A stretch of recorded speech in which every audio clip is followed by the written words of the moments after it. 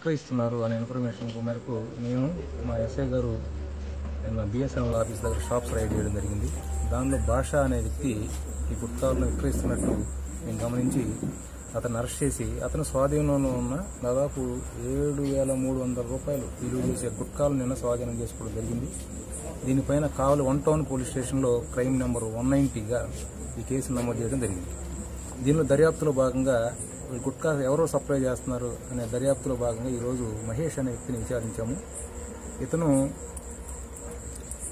వాళ్ళ బ్రదర్ శివ అనే వ్యక్తి మద్దూరుపాడు విలేజ్లో ఒక గోడౌన్ ఏర్పాటు చేసుకుని బెంగళూరు సిటీస్ నుంచి ఈ గుట్కాలను అక్రమంగా దిగుమతి చేసుకుని ఇక్కడి నుంచి ఈ కావలి చుట్టుపక్కల ఉన్న షాప్స్కి వీళ్ళు సప్లై చేస్తున్నారని తెలిసింది.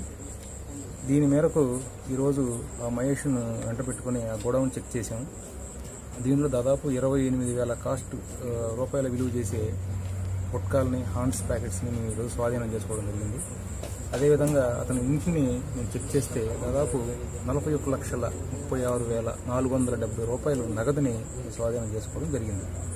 దీంట్లో ఇంకెవరెవరు పాత్రదారులు ఉన్నారు అనే విషయాన్ని దర్యాప్తులో పరిశీలించి ఇంకా వాళ్ళని కూడా త్వరలో అరెస్ట్ చేస్తాం. వీడియో మీకు నచ్చినట్లయితే లైక్ బటన్ క్లిక్ చేయండి. మరిన్ని వీడియోలను పొందడానికి దయచేసి సబ్స్క్రైబ్ చేయండి.